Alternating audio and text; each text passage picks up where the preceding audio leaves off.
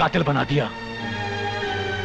बरसों पहले जो नफरत का बीज तुमने बोया था, आज उसी की फसल काट रहे हो तुम। अच्छा, तो उस बात का बदला ले रहा है तू। बेटा, तू शायद ये भूल रहा है कि बाप बाप होता है। बेटा 10 जन्म लेने के बाद भी बाप का बाप नहीं बन सकता। बरसों पहले मैंने तेरा बचपन बर्बाद किया था ना, अब बाहर आकर तेरी जवानी तबाह करूंगा। अब तुम बाहर आओगे तो सिर्फ शमशान जाने के लिए आओगे। फांसी का फंदा तैयार हो चुका है। दुनिया में अब तक ऐसी कोई रस्सी नहीं बनी जो बलवंत की गर्दन में फिट होकर फांसी का फंदा बन सके। और हां, जो फांसी का फंदा तूने मेरे लिए तैयार किया है, उसे अगर बाहर आकर तेरी गर्दन में नहीं फंसाया तो मैं भी तेरा बाप नहीं।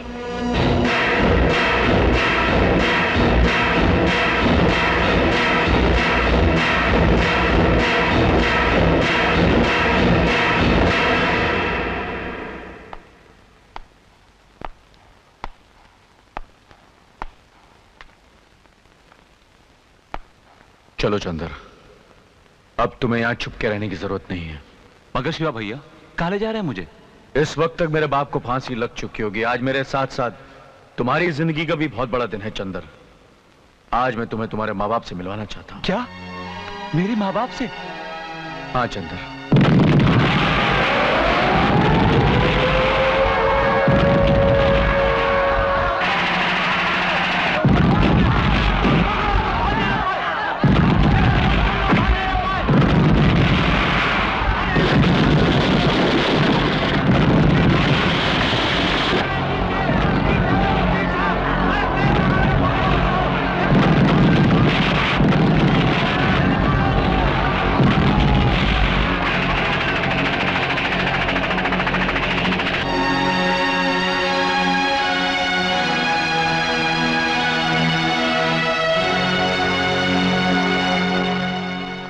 शिवा भैया, क्या यही मेरा घर है? हाँ चंदर। मुझे तो यकीन भी नहीं आता कि सेठ सेठानी मेरे माँ बाप हैं। मैं आपका शुक्रिया कैसे अदा करूं? आओ शिवा आओ, तुम्हारे लिए खुशखबरी है। मैंने अपने दोस्त बलवंत को फांसी के फंदे से बचा लिया है। बलवंत ने मुझे बताया कि तुम उसके बेटे हो। जान के बहुत अच्छा लगा। मैंने उससे कहा कि तुम्हारे बेटे को मैं तुम तक पहुंचा दूंगा। अब तुम चंदर को लाए उसके माँ बाप से मिलवाने के लिए। वो माँ बाप इस वक्त बलवंत के कब्जे में है, फैक्ट्री में। धंधे की मजबूरी है। आज इसे इसके माँ बाप से मिलने से तू तो क्या, दुनिया की कोई भी ताकत नहीं रोक सकती। अगर तूने जरा सी भी चालाकी दिखाई तो मेरे एक इशारे पर तेरी बेटी की खोपड़ियां उड़ जाएगी। देख उधर।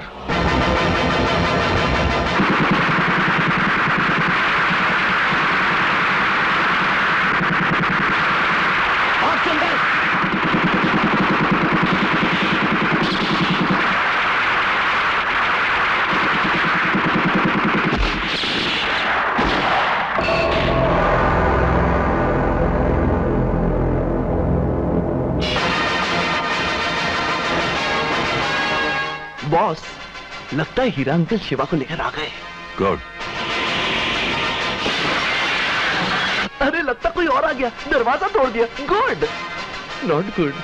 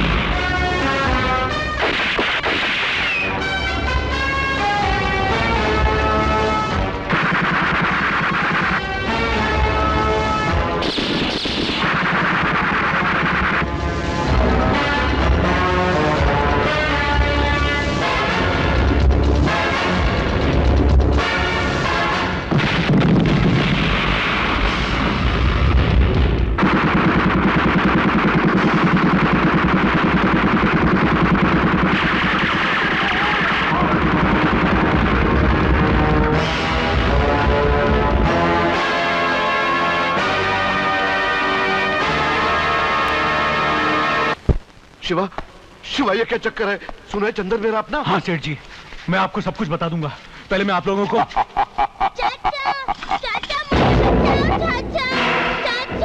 चाचा मुझे बचाओ चाचा। बहुत हो गया तुम्हारा खेल तमाशा शिवा। अब एक भी गलत कदम उठाया तो मैं इन सबके चीथड़े उड़ा दूंगा। मैंने कहा था ना कि आज तक कोई ऐसी रस्सी ही नहीं बनी जो बलवंत की गर्दन में फिट होकर फांसी का फंदा बन सके। तू मेरी मौत का जश्न मनाने वाला था ना, जश्न तो अब मैं मनाऊंगा तेरी मौत का। और आज उस कहानी को भी खत्म कर देंगे जो बरसों पहले हमने शुरू की थी। ये लो सेठ जी, मिल लो अपने असली बेटे से। जाओ बेटा, जाओ बेटा, अपने माँ बाप के गले मिलकर दो आंसू बहा लो। जाओ। चंदन, आ बेटे, आ अपनी माँ के गले लग जा। पिताजी। चंदन,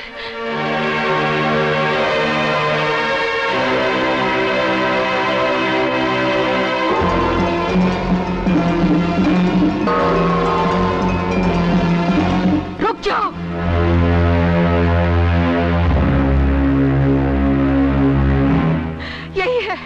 यही है वो।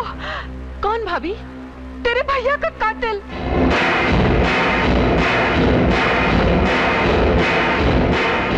ये क्या कह रही हो भाभी? ये तो चंदन है। मैं ठीक कह रही हूँ जूही, मेरी आंखें ये मनूस चेहरा कभी नहीं भूल सकती। ऐसा मत कहो बहन। हमारा बेटा कातिल नहीं हो सकता। जरूर जरूर तुम्हें कोई गलतफहमी हुई है। तो आप खुद इससे पूछिए, क्या ये मेरे पति का कातिल नहीं है? क्या ये उस दिन मेरे घर नहीं आया था? ये सच है कि उस दिन मैं आपके घर आया था। ये भी सच है कि पुलिस मेरे पीछे पड़ी थी। लेकिन ये सच नहीं है कि सत्यप्रकाश भैया का कत्ल मैंने किया है। हमारी खुशियों में आग लगाने वाला अपराधी तू ही है। छोड़ दीजिए मुझे, मैं कहती हूँ छोड़ दीजिए मुझे। मैं इस कातिल को जिंदा नहीं छोड़ूंगी। तेजू छोड़ दो इसे। भाई हीरा, यहां तो एक कहानी में दूसरी कहानी मिल गई। तेजू इसे पिस्तौल दे दो, अब ये अपना बदला खुद ले लेगी।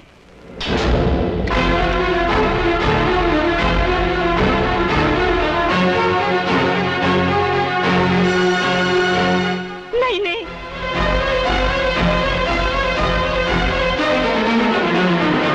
ठहरो भाभी, आपका अपराधी चंदन नहीं है। तुम ये कैसे कह सकते हो? इसलिए कि वो खून चंदन ने नहीं, मैंने किया है।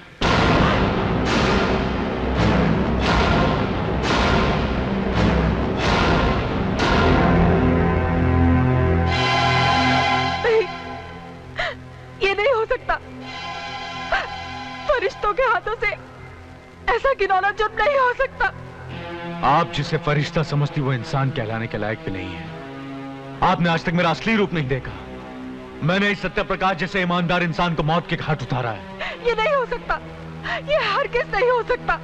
आज तक मुझ में सच कहने की हिम्मत नहीं थी और आज तुम में सच सुनने की हिम्मत नहीं है। सच तो यही है भाभी कि मैंने तुम्हारे पति को मारा है इन हाथों से, इन्हीं हाथों से भाभी। क्यों क्यों मारा उन्हें? आखिर तुम्हारी क्या दुश्मनी थी उनसे? दुश्मनी? मैं तो उन्हें जानता तक नहीं था। फिर क्यों जार दिया तुमने मेरा सुहाग? चंद रुपयों के खातिर। मैंने कभी सोचा भी नहीं था कि जिन लोगों की मैं जान ले लेता हूं उनके घर वालों पर क्या बीतती है। लेकिन पहली बार तब पता चला जब मुझे बाबा को मारने की कीमत दी गई।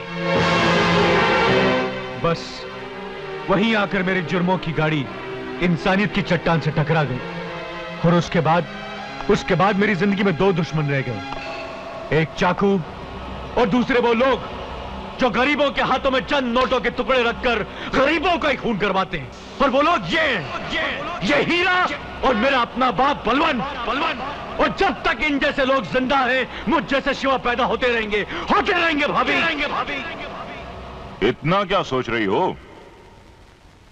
उठाओ पिस्तौल और मिटा दो इसे। मिटा दो इसे, जिसने तुम्हारी मांग के सिंदूर को मिटाया है।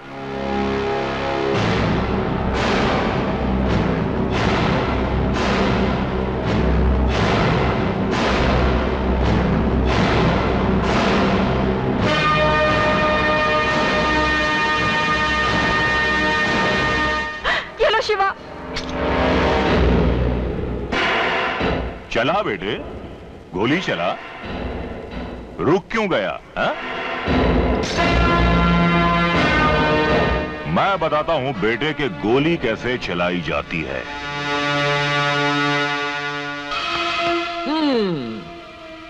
बलवंत अंकल, इससे तो उसके बदन में सिर्फ 6 सुराख होंगे और इससे 636।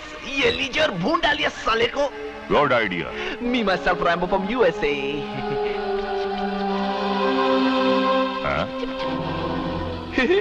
नहीं चलेगी बल्लू।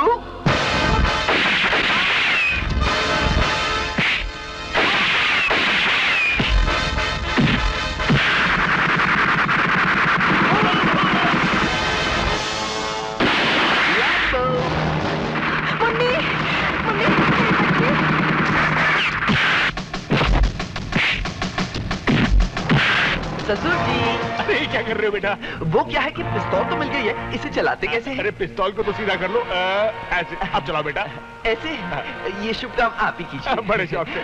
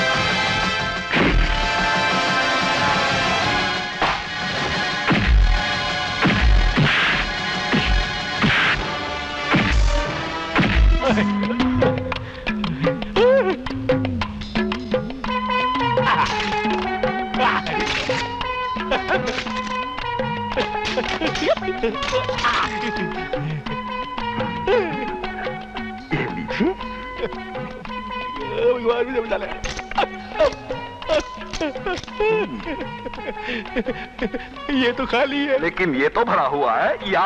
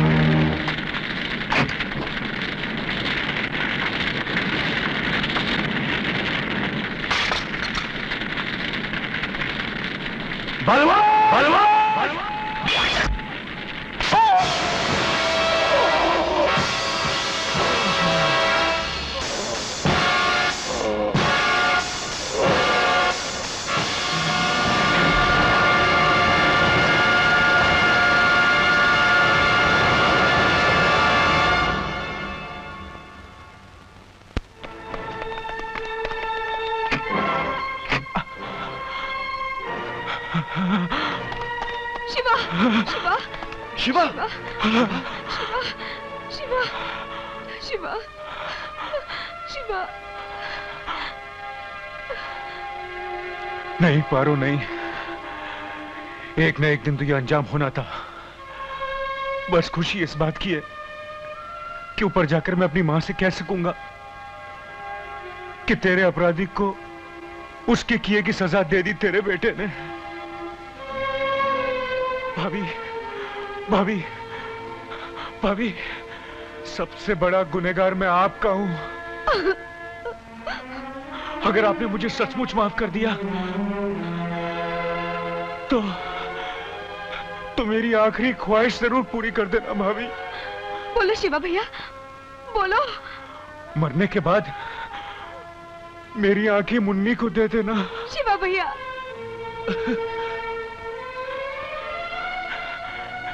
इन आंखों ने हमेशा बुराई के सिवा और कुछ नहीं देखा। मैं चाहता हूं इन आंखों से मुन्नी दुनिया की हर अच्छाई देख सके।